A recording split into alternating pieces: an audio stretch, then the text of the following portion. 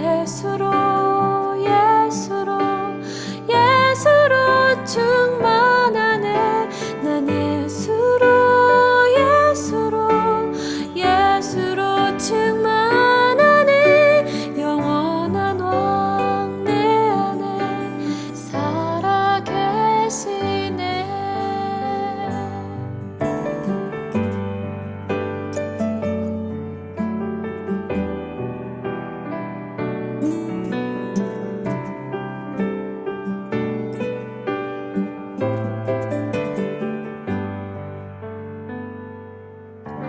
내 몸이 약해도 낙심하지 않는 것은 예수 안에 난 완전함이라. 화려한 세상 부럽지 않은 것은 난 예수로 충만함이라. 난 예수로 충만하네. 세상 모든 것들도 부럽지 않네. 난 예수로 충만하네. 영원한 왕 내 안에 살아 계시네. 난 예수로 충만하네. 세상 모든 풍파도 두렵지 않네. 난 예수로 충만하네. 영원한 왕 내 안에 살아 계시네. 영원한 왕 내 안에 살아 계시네.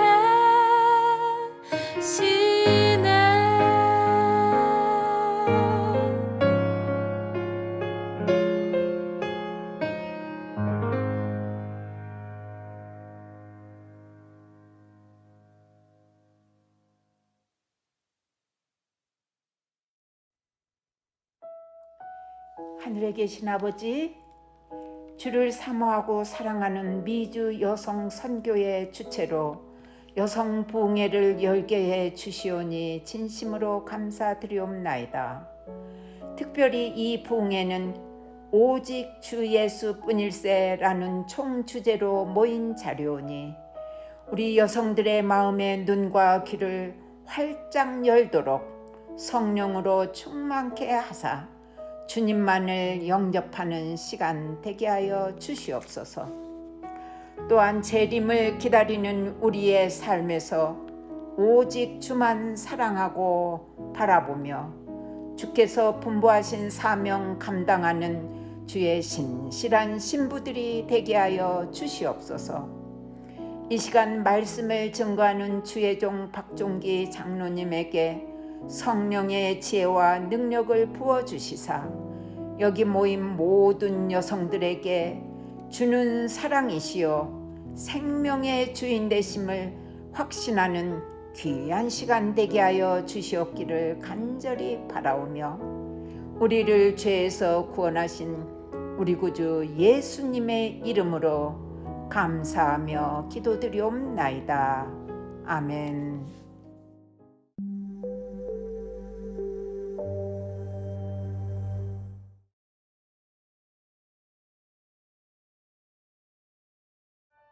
안녕하세요. 딱지배지 CEO 낙서잔 박입니다. 이 시간은 순환기 계통에 대해서 말씀드리겠습니다. 우리가 전 시간에 사람이 살기 위해서 호흡을 해야 되고 또 음식을 먹어서 영양분을 섭취해야 된다고 말씀드렸는데, 그래서 호흡기 계통과 소화기 계통을 말씀을 드렸는데, 호흡기 계통에서 섭취한 산소는 피 속에 들어와 있고 또 소화기 계통에서 소화 흡수한 영양 성분도 피 속에 들어와 있습니다. 그러나 피 속에 들어와 있는 산소와 영양분을 전신의 세포에 배급하기 위해서는, 골고루 나눠주기 위해서는 순환기 계통이 필요합니다. 그 피에 들어온 산소와 영양분을 순환을 해서 전신의 모든 세포에 공급이 되도록 하는 역할을 하는 것이 순환기 계통이 하는 일입니다. 순환기 계통에는 가장 중요한 심장과 동맥, 정맥 두 가지 종류의 혈관이 있고 또 혈액이 있습니다. 이 순환기 계통을 말씀드릴 때 심장의 구조에 대해서 말씀을 드리고 동맥, 정맥 설명을 해드리겠습니다. 심장에는 우측에 우심방, 우심실이 있고 좌측에 좌심방, 좌심실 네 방이 있습니다. 그리고 그 방과 방 사이에는 판막이 있어서 혈액이 내려가는 것을 조절하게 되어 있습니다. 이제 심장에서 박동해서 혈액을 내보내면은 그것이 나가는 곳이 이제 대동맥을 통해서 나가고 그것이 이제 작은 동맥으로 전달돼서 결국은 전신의 머리끝에서 발끝까지 전신의 혈관을 통해서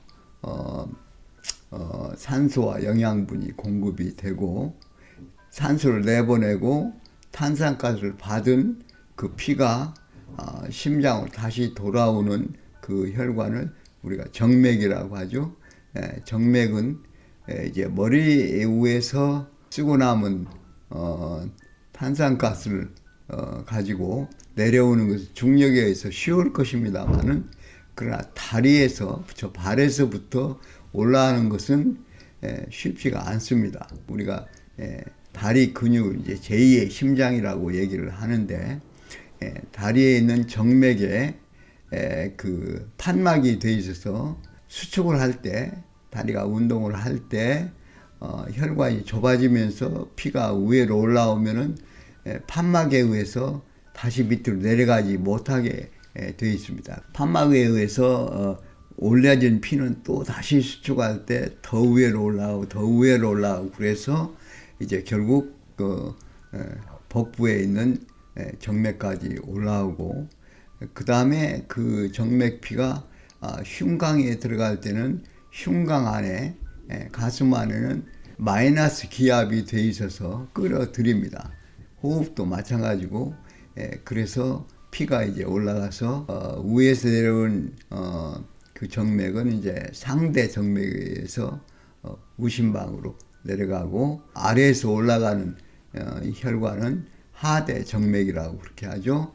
거기에서 두 정맥의 피가 우심방으로 들어갑니다. 우심방에서는 이제 판막을 통해서 심장이 수축할 때 우심실로 내려가고 우심실에서는 다시 이제 폐 정맥을 통해서 심장에서 나가니까 폐 동맥이죠. 정맥피지만은 이름은 폐 동맥입니다. 폐 동맥을 통해서 이제 폐로 들어가고 폐에서 피가 이제 산소를 얻고 탄산가스를 내보내고 동맥피가 되는 것이죠. 그 피가 좌심방으로 들어올 때는 이제 폐 정맥이라고 얘기를 합니다만은 사실은 동맥피죠.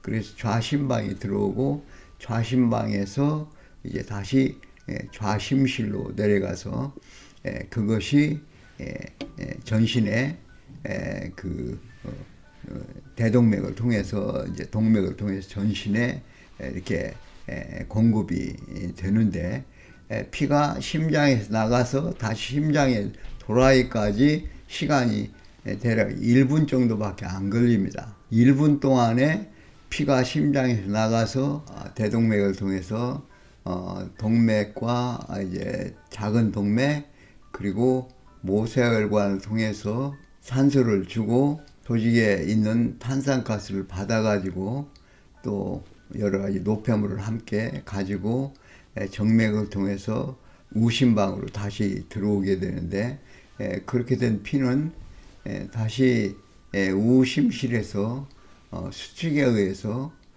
폐 동맥을 통해서 폐로 가게 되고, 폐에서 또 다시 이제 산소를 공급받고 탄산가스를 내보내고, 폐 정맥을 통해서 좌심방으로 들어오고 좌심실을 통해서 전신에 돌아가게 되는데, 심장에서 나간 동맥 피가 전신을 도와서 정맥을 통해서 심장까지 돌아오는데 1분밖에 걸리지 않습니다. 전신의 혈관에 그렇게 빠른 속도로 이런 일이 일어나는데 1분에 심장이 대개 72번을 뛰기 때문에, 그런데 우리가 잘 의식하지 못하지만 그것에 의해서 우리가 산소를 받고 영양분을 받고 생명을 유지할 수 있습니다.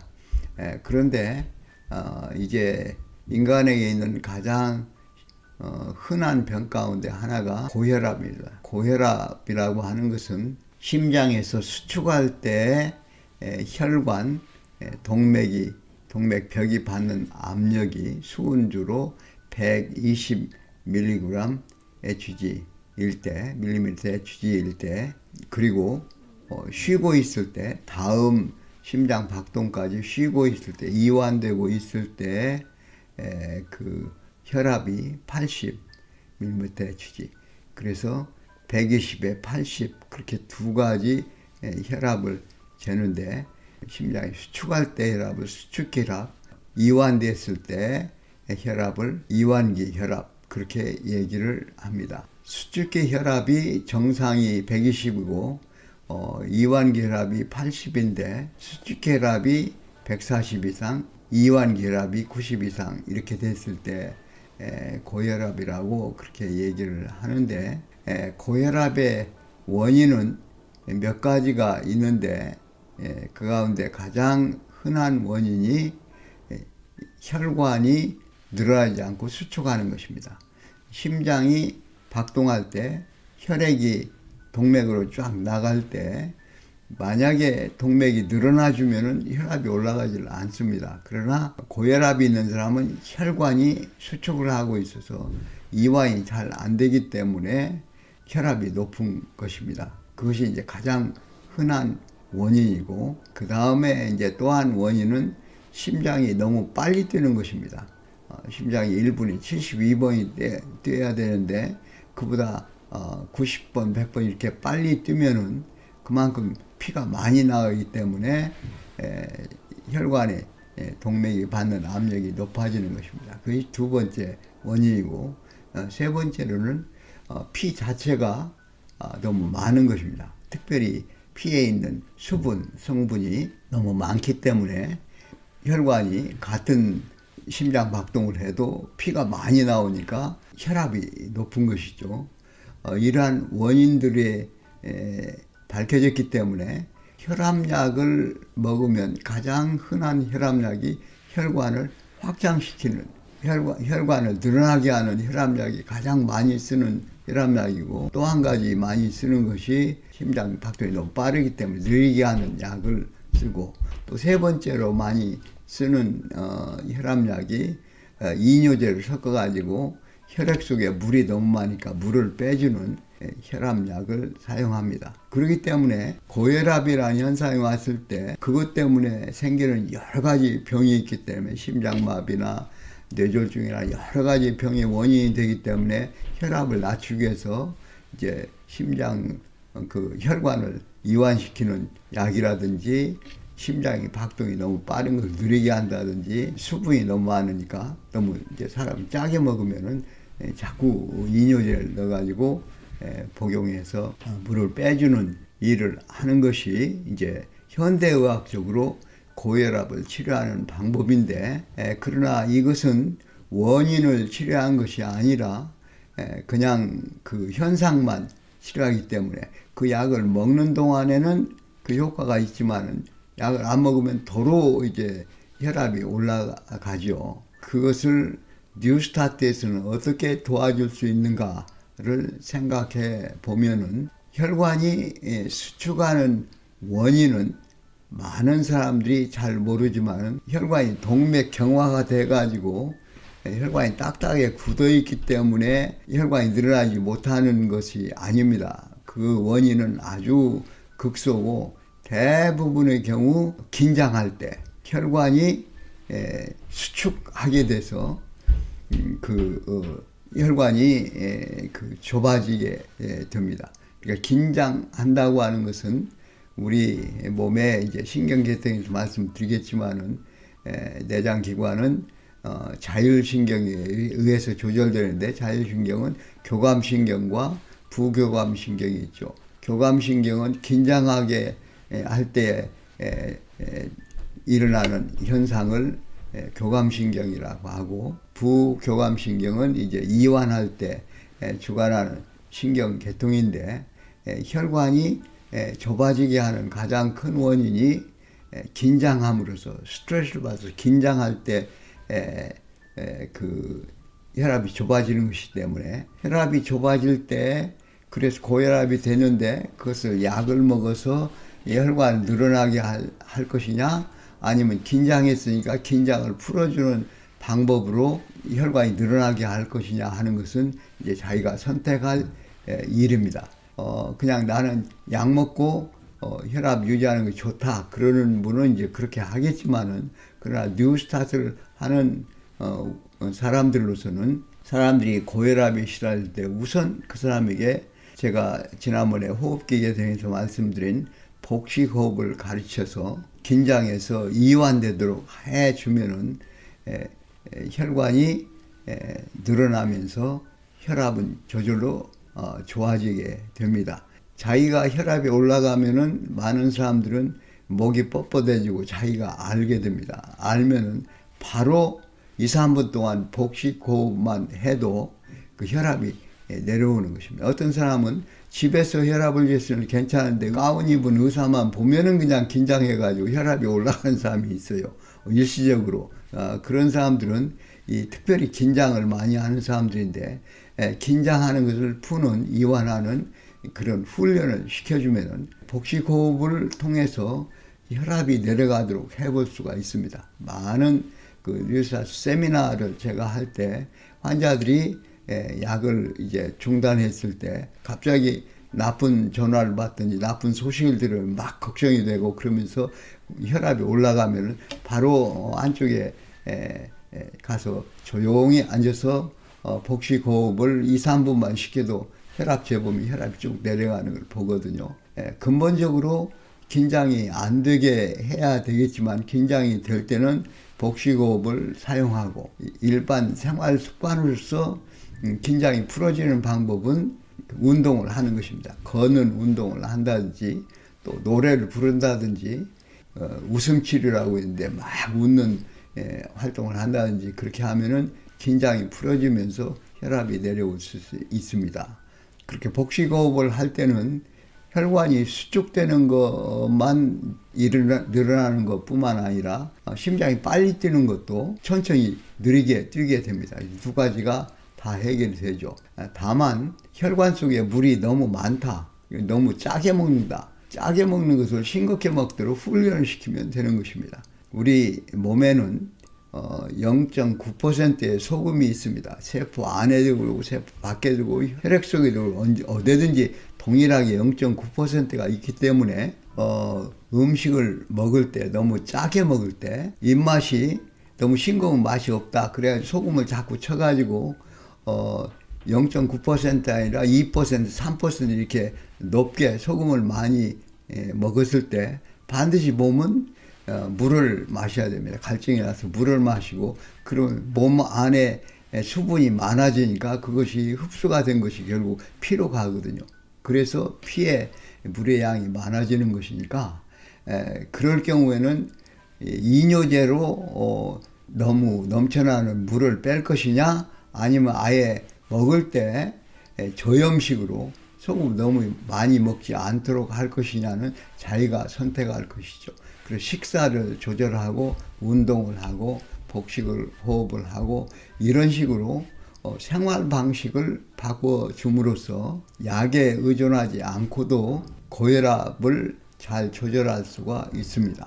고혈압 환자를 상담할 때는 당신은 그냥 먹고 싶은 대로 먹고 그냥 약만 먹고 그렇게 혈압을 조절하고 싶으냐, 아니면 근본적으로 약을 안 먹어도 되는 그런 근본 해결 방법을 선택할 것이냐를 결정하도록 하고, 어떤 사람들은 그냥 먹고 싶은 대로 먹고 약 먹는 것이 편하다고 그런 사람도 있습니다. 그런 사람은 이제 도와줄 수가 없겠지만은, 그러나 내가 근본적으로 이 약에 의존하지 않고 평생이 고혈압 약을 먹어야 되는데, 그렇게 하는 대신에 나는 생활 방식 바꿔서 근본적으로 약을 안 먹어도 혈압이 내려가도록 하고 싶다. 그런 사람은 우리 뉴스타트를 아는 우리 교인들이 훈련을 시켜야 됩니다. 말씀드린 대로 혈관이 수축되는 것을 이완되게 해주고, 심장이 빨리 되는 것을 천천히 뛰게 해주고, 너무 짜게 먹는 것을 소금을 줄여서 먹도록, 저염식을 먹도록 그렇게 훈련을 시키고, 운동을 하고 햇빛을 쬐고 그렇게 생활 습관을 바꿔주면은 보통 일주일, 2주일 지나면은 약을 먹지 않아도 혈압이 조절이 돼요. 사람에 따라 개인 차이가 있을 수 있기 때문에 이제 이렇게 하면은 혈압이 내려가니까 약을 끊어라, 그렇게는 저는 권하지 않습니다. 일단 약을 먹으면서라도 시작을 해서 점차로 혈압이 내려가면 약을 줄이고, 그러다가 약을 안 먹어도 괜찮을 정도로 혈압이 조절이 되면 그때는 약을 먹지 않고 생활 방식을 조절해서 그렇게 혈압을 조절할 수 있다고 생각합니다. 어떤 때 이제 나쁜 소식을 듣든지 가족이 죽든지 질병이 생기든지 무슨 사고가 하든지 그렇게 할 때는 스트레스를 받아서 심장이 빨리 뛰고 또 혈관이 수축될 수가 있어요. 그럴 때는 복식호흡이라는 그냥 응급수단으로 자기가 자신이 실시할 수 있는 방법을 배워서 그것을 실행하면 바로 혈압이 조절될 수가 있을 것입니다. 이렇게 우리가 약은 상당히 독성이 강하기 때문에 대부분의 약은 부작용이 있습니다. 그걸 많이 먹게 되면 몸에 부작용이 있을 수 있기 때문에 가능하면 약에 의존하지 않고 생활 방식을 바꿔서 건강 문제를 해결하는 것이 더 좋은 방법이라고 하는 것을 이해를 시켜드리고, 그래서 많은 사람들이 이 약에 의존하지 않고 고혈압을 해결하면 좋겠습니다. 고혈압 환자들이 가장 큰 문제가 뇌출혈을 일으킨다든지 뇌졸중, 뇌혈관이 막힌다든지 그 다음에 심장마비가 온다든지 그런 큰 병으로 진행되는 원인이 되기 때문에 고혈압을 진단받은 분들은 이 문제를 심각하게 생각하고 근원적으로 해결하면은 심장마비라든지 뇌출혈이라든지 뇌졸중이라든지 이런 질병들을 예방할 수 있기 때문에 이것을 좀 심각하게 생각하고, 그래서 생활 방식을 바꾸면서 조절해 주면 좋겠습니다. 또 각각의 여러 가지 상담할 일이 있을 경우에 자세한 상담을 위해서 이제 미주교회협회 시대 의사들이 있고, 또 생활 방식을 바꿔주는데 도움을 주는 열린 생활건강 그룹이 있기 때문에 그분들의 상담을 받아서 구체적으로 생활을 바꿔서 여러분이 건강하게 사셨으면 좋겠습니다.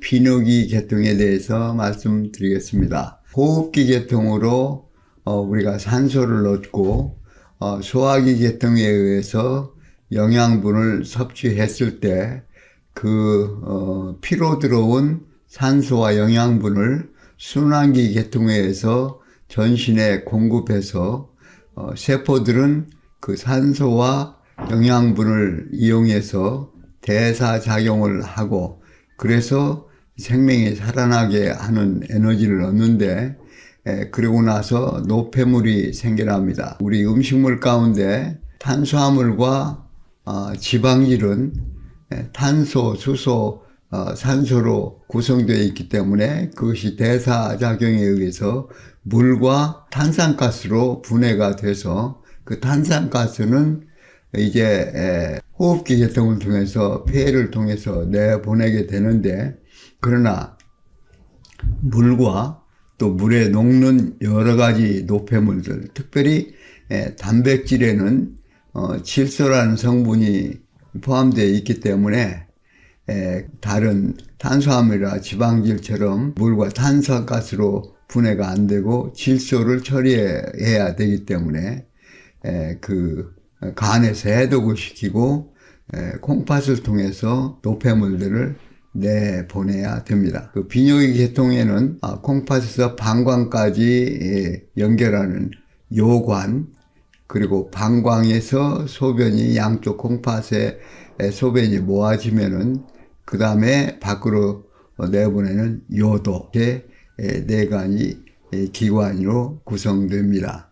이제 비뇨기 계통이 하는 일은 말씀드린 대로 인체가 살기 위해서 그 대사작용을 하게 될 때 노폐물들이 이제 모아지게 되는데 단백질은 탄소와 수소와 산소와 질소 이런 성분들이 합쳐져 가지고 되어 있기 때문에 질소는 이걸 내보내는 것이 간단한 일이 아닙니다.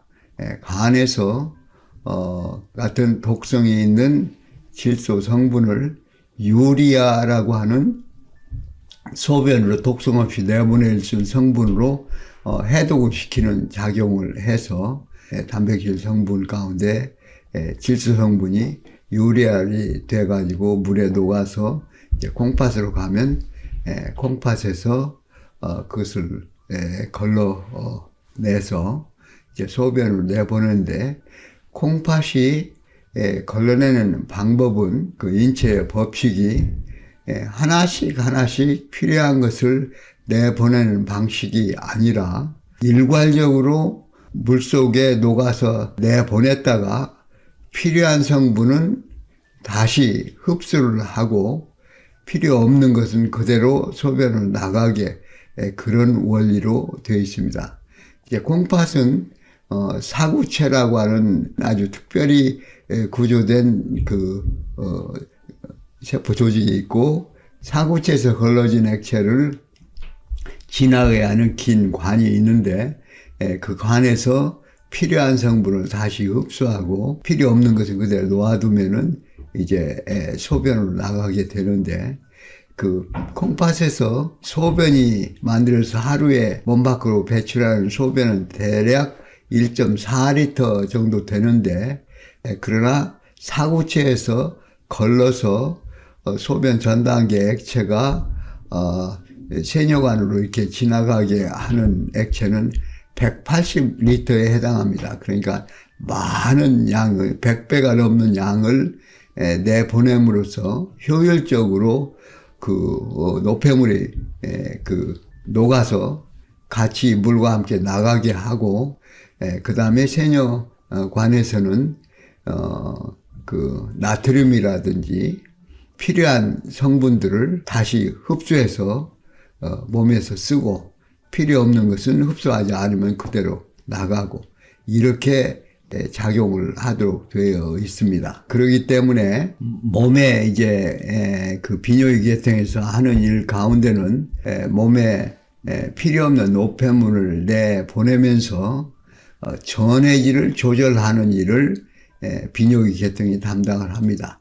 그래서 전해질이 너무 많으냐 적으냐에 따라서 많을 때는 그냥 흡수하지 않고 내보내고 모자랄 때는 재흡수해서 쓰고 가령 소금 성분 가운데 그 소금을 너무 많이 먹어서 나트륨이 많다 그럴 때는 흡수를 안 하고 그냥 내보내고 소금이 모자란다 다시 재흡수해야 된다 할 때는 재흡수를 하고 몸이 그것을 알아서 조절을 해서 몸에 필요한 그 전해질을 균형을 맞춰주는 이 비뇨기계통이 하는 일입니다. 그러니까 노폐물을 다 내보내는 것만 하지 않고 전해질을 재흡수하는, 그래서 조절하는, 몸에 필요한 전해질의 밸런스를 추적해서 조절하는 일을 비뇨기계통이 담당을 하고, 또한 혈압을 조절하는 일도 일부 비뇨기계통에서 합니다. 이러한 일들을 하는 이 비뇨기계통은 구조가 남자와 여자가 약간 다르기 때문에, 그래서 오늘 이제 비뇨기계통의 질병을 얘기할 때 여성이 흔하게 생기는 문제, 남자가 이제 걱정하는 문제를 두 가지를 나누어서 설명을 하도록 하겠습니다. 여성들이 비뇨기계통의 구조를 보면 콩팥은 양쪽에 다 있고, 그 다음에 요관도 같이 있고, 방광이 있는 것까지는 같은데, 방광에서 밖에 소변을 내보내는 요도가 여자는 4cm 밖에 안 돼요. 짧습니다. 근데 남자는 빙 돌아서 20cm가 돼요. 그렇기 때문에 깁니다. 이 구조가 다르기 때문에 5배나 남자는 길기 때문에 남자가 방광염이 걸리는 일은 아주 드뭅니다. 그러나 여자는 걸핏하면 방광염에 걸려요.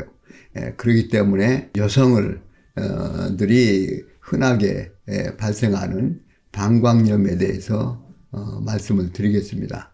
이제 물론 이제 비뇨기계통의 질병도 급성 질환이 있고 만성 질환이 있고 또 감염성 질환이 있고 비감염성 질환이 있지만은 방광염은 급성이고 감염성 질환입니다. 세균에 의해서 생기는 질병인데, 말씀드린 대로 여성들은 요도가 짧기 때문에 방광염이 자주 생기는데, 그 이유는 방광염을 일으키는 것은 안에서 생기는 것이 아니라 밖에서 균이 들어가기 때문에, 그래서 이제 방광의 염증을 일으킵니다.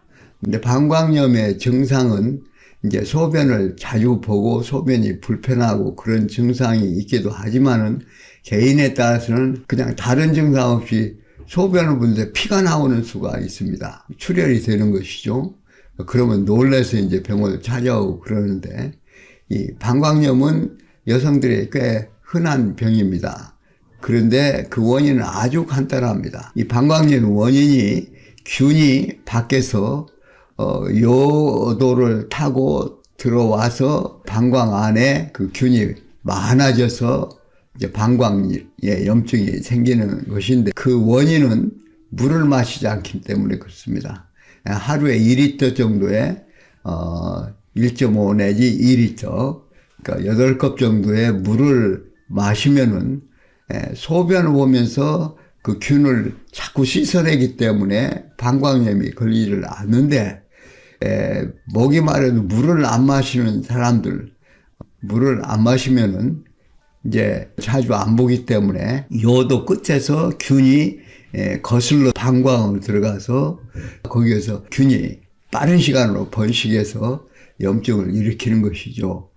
그래서 방광염을 걸리는 사람은 우리가 의사들이 이제 물어보면은 물을 잘 안 마신다고, 목마르야 물을 마시지 괜히 물을 마시냐고, 물 마시면 자꾸 소변을 보고 그래서 불편하니까 물을 안 마신다 그래요. 그러나 그것이 이제 방광염의 원인이 되기 때문에 다음부터는 물을 자주 마시도록, 많이 마시도록, 하루에 2리터를 마시도록 하면은 방광염이 그 다음부터는 안 걸리는 것을 많이 봤습니다. 이게 물론 방광염이 걸렸을 때 병원에 가야 되고, 병원에서 소변 검사를 해보고 소변 검사에 균이 나오면은 방광염 치료하기 위해서 이제 그 균을 배양을 해서 항생제 잘 듣는가 감수성 검사를 해서 잘 듣는 항생제를 투여해서 이렇게 치료를 하지만은, 그 부분은 물론 병원에서 의사가 해야 될 일이지만은, 그러나 방광염 자꾸 걸려서 가서 또 항생제 먹고 또 나왔는데 또 걸리고 그렇게 하는 것보다는 이제 방광염을 안 걸리도록 생활 방식을 바꿔주는 것이 뉴스타트를 하는 사람들이 해줘야 될 일이 아닌가 그렇게 생각돼서 말씀을 드립니다. 간단하게 물을 잘 마시게 함으로써 방광염을 예방할 수 있기 때문에 또 한 가지 원인이 생각할 수 있는데 여성들 가운데 두시를 자꾸 하는 분이 있습니다. 몸을 청결하기 위해서 자꾸 지를 씻어 내는데 그렇게 하면은 거기에 락토바실루스라고 해서 액체를 만들어내는 균이 서식을 하는데 그거 다 씻어내 버리면은 이게 이제 균이 들어가는 걸 막아주는데 못 막아주기 때문에 그래서 방광염이 자꾸 걸립니다. 방광염 걸린 사람에게는 혹시 두시를 자꾸 하느냐? 그래서 그렇게 한다 그러면 그냥 물로 그걸 씻고 그러면 안 되고 두시하는 액체가 있으면 그걸로 하든지 아니면은 그냥 그것을 자주 하지 말고 매일 씻고 그런 사람은 방광염 자꾸 걸리거든요. 이거 간단히 한 가지를 바꿈으로써 방광염을 예방할 수 있습니다. 방광염을 제가 자꾸 여성들에 얘기하는 이유는 방광염을 치료를 잘 안 하면은 그 다음에 콩팥 염증으로 올라갑니다.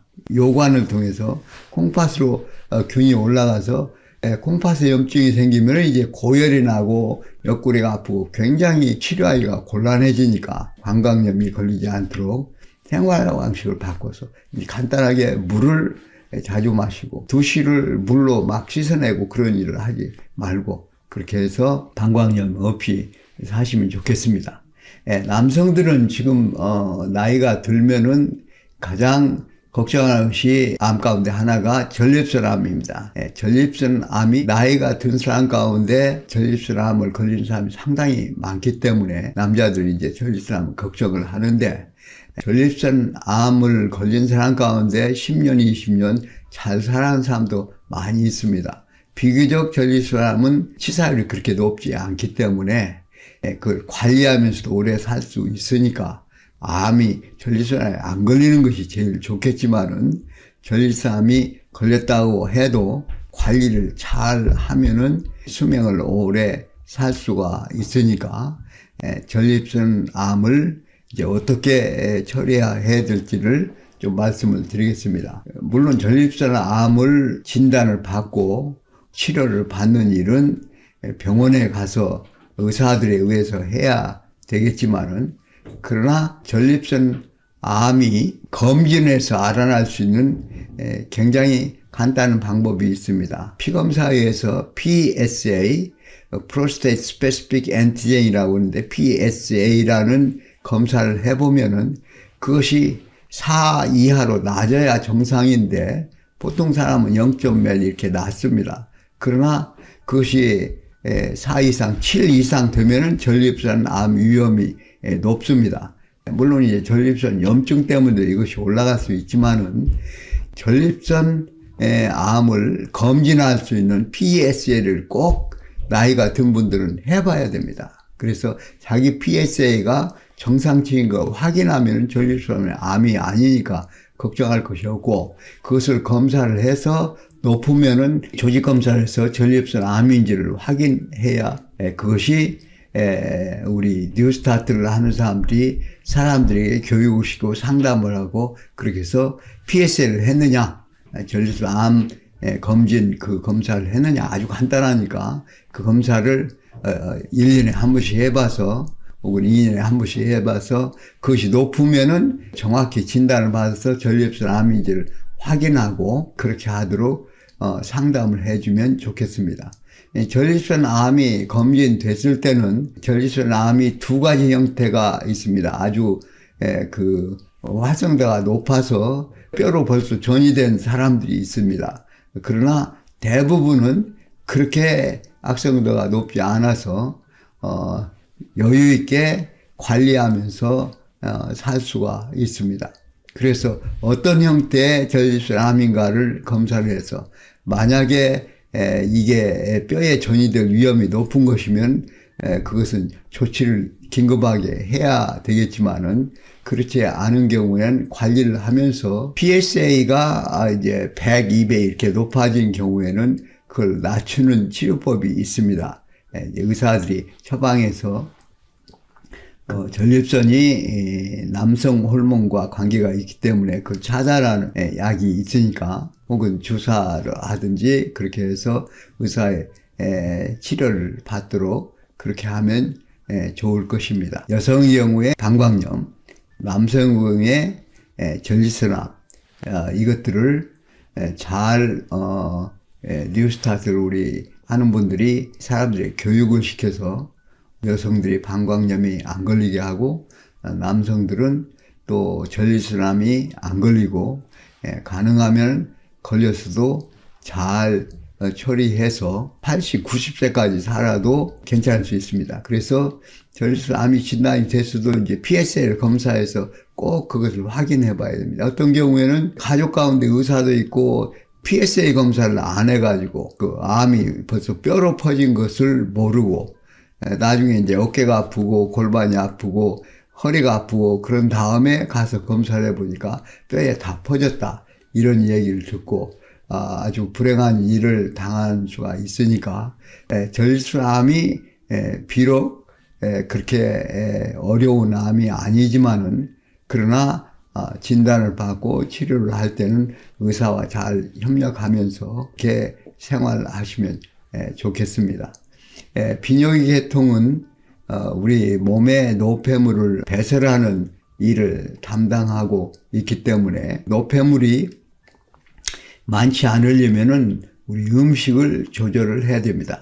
우리 몸에 독이 사실은 많이 쌓이는데 그 독이 얼마나 쌓였는지를 알지를 못해요. 우리 먹는 음식 가운데도 이제 제초제나 여러 가지 약을 쓰고 그리고 우리가 마시는 물에도 우리 음식에도 여러 가지 해로운 것들이 많이 있고 또 이제 고기를 먹는다면 요즘에 그 키우는 소나 닭이나 이런 것들은 전부 공장식으로 키우기 때문에 그래서 사료를 줄 때 그 사료가 벌써 항생제를 쓰고 성장 호르몬을 쓰고 여러 가지 보존제를 쓰고 여러 가지가 나쁜 성분들이 있는 것을 이제 고기를 사람들이 먹게 될 때 건강하지 못할 뿐만 아니라 이제 또 도살할 때 여러 가지 나쁜 호르몬들이 분비가 되고 이런 상태로 그냥 도축을 할 수 있기 때문에 그런 음식을 많이 먹게 되면 독소가 몸에 많이 이제 축적이 되는데 그것이 어느 한계에 도달할까지는 아무 증상이 있기 때문에 자기는 모르는 것입니다.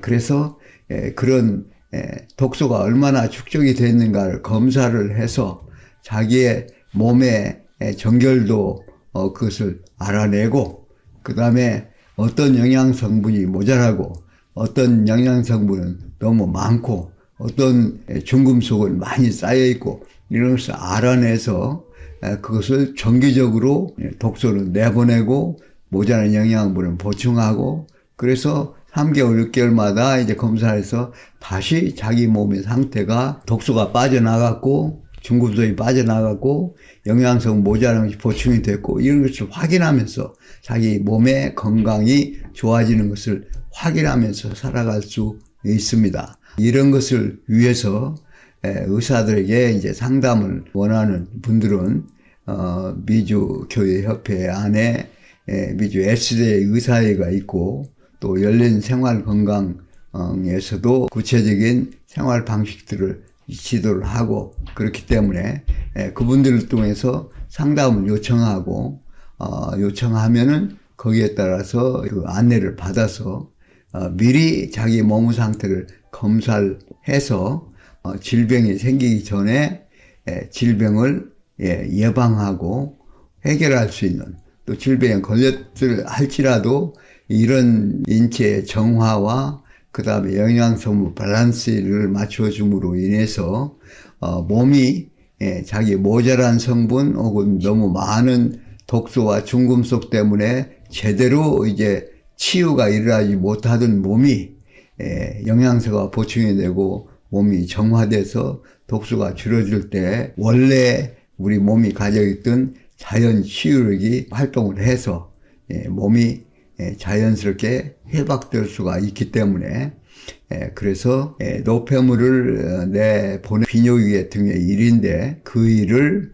우리가 여러 가지로 측정해서 도와줄 수 있는 방법들이 있기 때문에 여러분께서 상담이 필요하시면은 시대 의사회 소속 의사들이 각 지역마다 있기 때문에 그분들과 상담을 하고 여러분이 몸이 정화가 되고 또 영양성분도 균형을 맞춰서 다 공급이 되고 여러분이 건강하게 사시기 바랍니다. 감사합니다.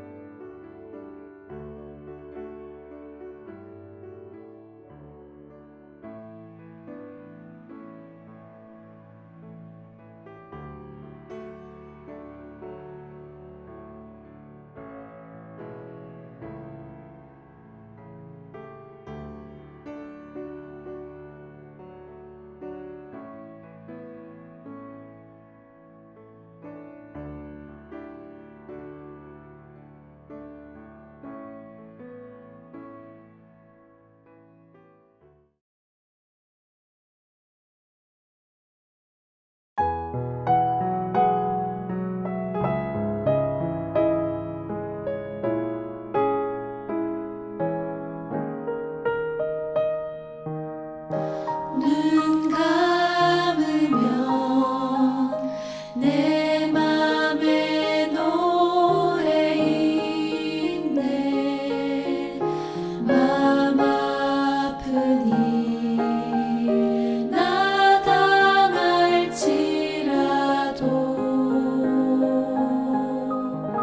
이 모든 것